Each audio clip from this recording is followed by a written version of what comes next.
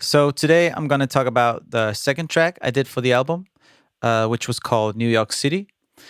It's actually kind of hard to find because it wasn't released as a single on Spotify, so you have to like type in my name and New York City to even find it because it came out as a double release with Boy You're Good, and Boy You're Good became the single. So you have to you have to dig a little bit to find this track.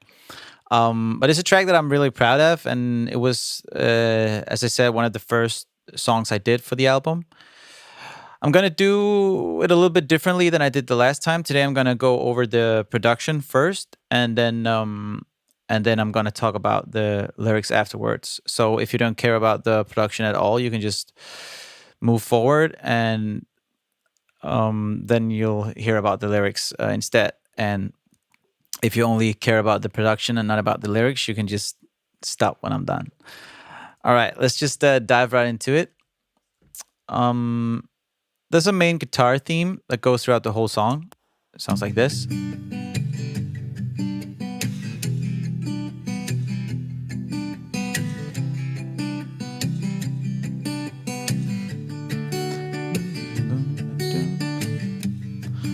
That's pretty much it. The whole song through.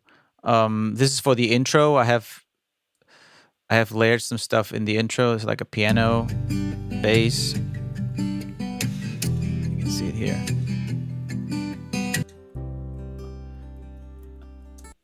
You can't really hear it when you press play. You're focused on like the main theme, but the other things are just there to give a little more depth. Because then when I drop into the song and the verse actually starts, it's gonna feel a little more empty, which is what I want. So here it kind of drops down. I told everyone I know. Obviously the vocal comes in, but other than that, I have some stacks around the guitar. I have like this little thing underneath, giving that rhythm, doom, doom, doom, doom. And then I use like a guitar sample for kind of like the snare as well. All this is played by hand, by the way, not by me, but by a guitarist. So none of these things are samples.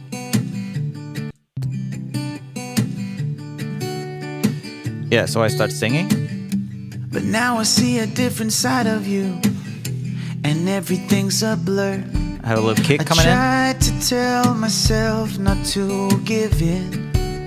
And then I have the piano for the pre. We drank a little too much. That's how it always starts. Honesty gets easier. And you'll probably notice in a lot of my songs, the piano comes in. If it starts with a guitar, the piano comes in for the pre.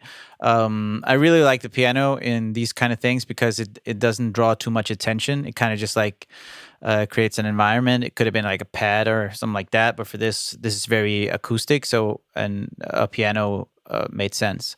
Other than that, I have like this little rhythm thing going on.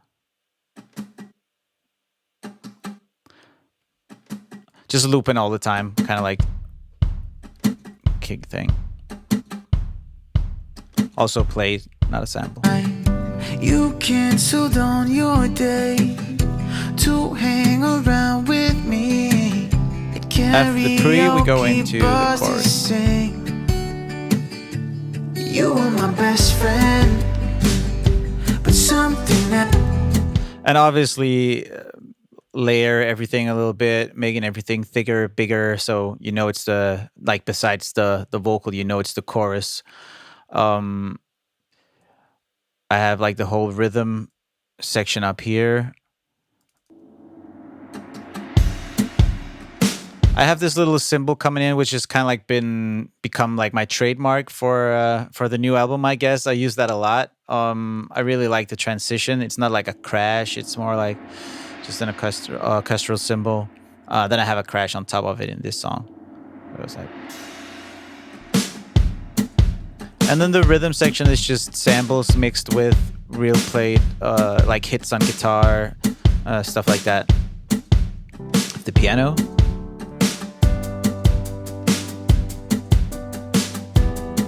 This says it's a bass. It's not. It's just it's a cello underneath. underneath it all. I have the piano. Just soloing the instrumental parts. Then I have this little plug. It kind of like, it doesn't really belong there in the track, but I've turned the volume down just enough so that you don't really hear it. You just kind of like feel it, because actually it doesn't really.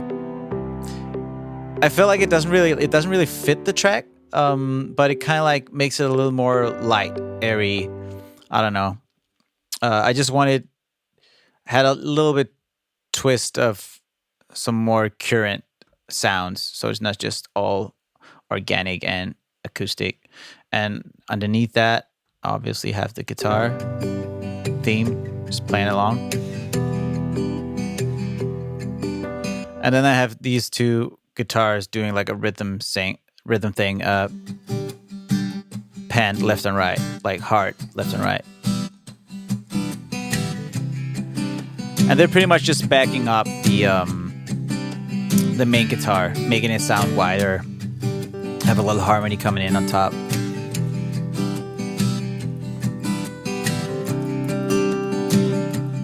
It's really nice. And then I have a bass. Again, this is not a sample. This is a bass played by a live human, believe it or not. Yeah. And all together, it creates this.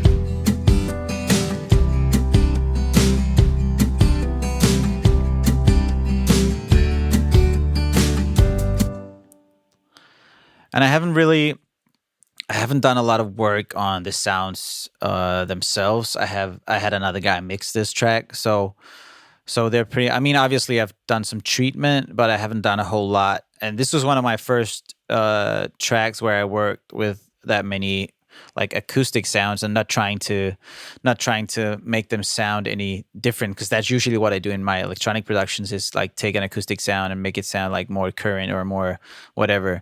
And for this track, I just wanted it to sound like an acoustic guitar, and I didn't want it to sound, I'm not sure good is the right word, but I didn't want it to sound like perfect. I wanted it to sound like we were sitting at like a campfire, just singing, chilling, which is the same for the vocal. Just as 27 Days, this track was recorded with this mic, because as I said at the other video, we were living in a place where there was just so much noise. So this mic is pretty good for that. You were my best friend. For the vocal, I don't have that many things going on. I have the main vocal, then I just have a dub left and right, and then that night in New York City, and then I just have some extra harmonies going on. But the main thing here is the main vocal, and then I have like an octave where I sing like my high voice. My best friend, but something happened. And I have like a doubler in this vocal, so it really pans out. Until that night in New York City, feeling like 18. And this was kind of like in the early stage of the development of my album and kind of like my style. It probably would have sounded way different if I'd done it now.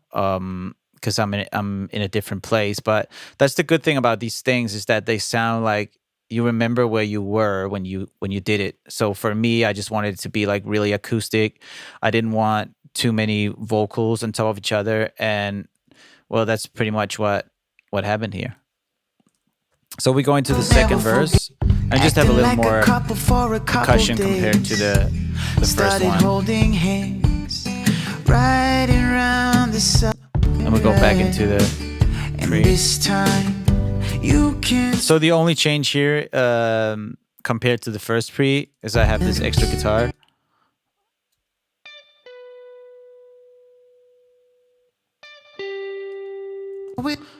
Like a subtle change. Then I change my own delivery of the vocal a little bit.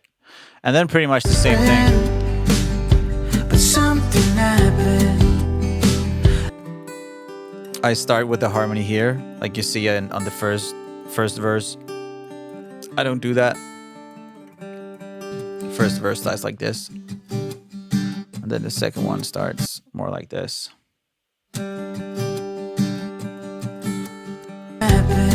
But other than that, it's pretty much just the same thing. Like I didn't even do an ad lib for the vocal. It's pretty much just the same.